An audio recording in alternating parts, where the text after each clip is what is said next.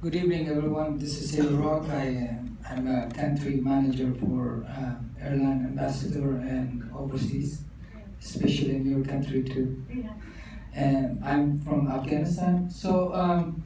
Uh, I see the forced marriage in Afghanistan in my eyes. I saw that 65 years old got married with 14 years old women, a kid. Yeah. That's not fair. And I didn't see just one. I saw a couple. Yeah. And I'm a witness. You're right. And number two, human trafficking in Afghanistan, especially in overseas country, Pakistan, Afghanistan, India. We have. I was the trainer for military forces in Afghanistan. That's why I got injured and I surrounded by Taliban and they gave me a hard time. But I was training about human trafficking to the kids. The enemy of United States, the enemy of the human, they were using kids against everybody. So they were using 14 years old till 18 years old kids to do suicide bomber, especially in villages of Afghanistan, south and west of Afghanistan. And my question is, what's the planning about human trafficking and overseas? Do you guys did anything about overseas? Because those human trafficking that they have it affect to this country too. I know it's the culture problem, but typically it's not the culture, it's not the tradition, it's the wages, economic, and force problem.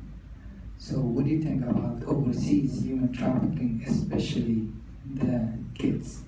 Thank you. Thank you. Well, you raised a lot of really important issues, and so we'll start with the population crisis that we're seeing via the one-child policy in some governments in China and India. Lots of the things that are leading to what you're seeing with these very, very old men marrying very, very young children. And in the greater Mekong sub-region, so that's the rest of Southeast Asia, south of China, right? What you're seeing is that there aren't enough marriageable women in China now. We've had one full generation almost of this male preference, right? And it's the same in India. So what we're seeing is actually girls, children, younger and younger are being trafficked up from like Myanmar, Laos,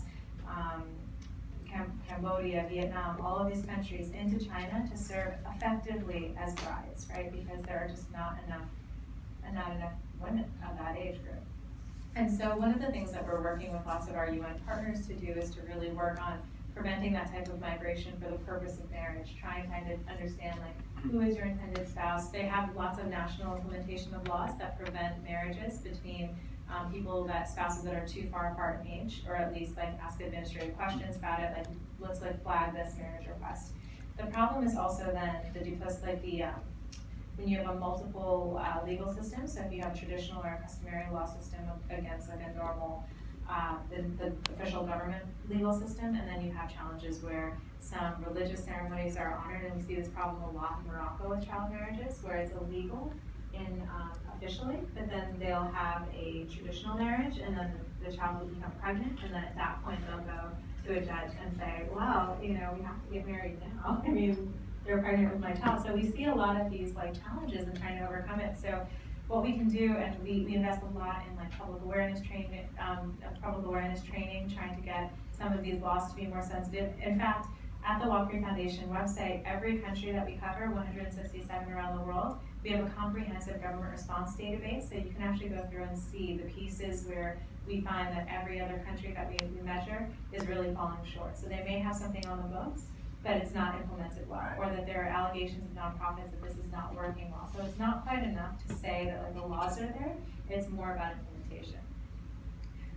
Also, for your question about conflict, I mean, we are really struggling with this, especially I direct the work we have in the Americas, so North and South America, and one of the challenges we're seeing is the Colombian use of children in the guerrilla warfare, and also, by the way, by the national government, the national police and the military also use children.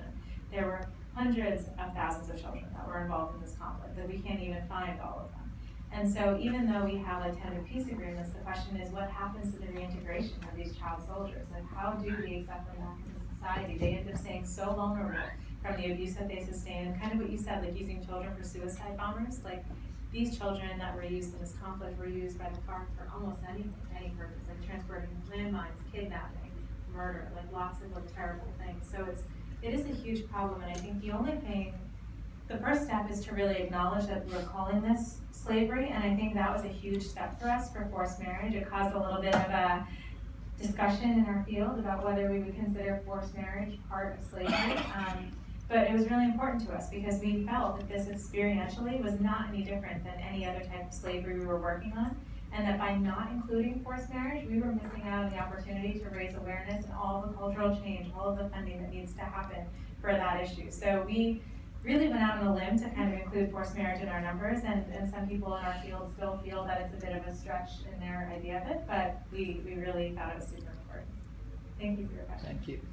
Time for one more question.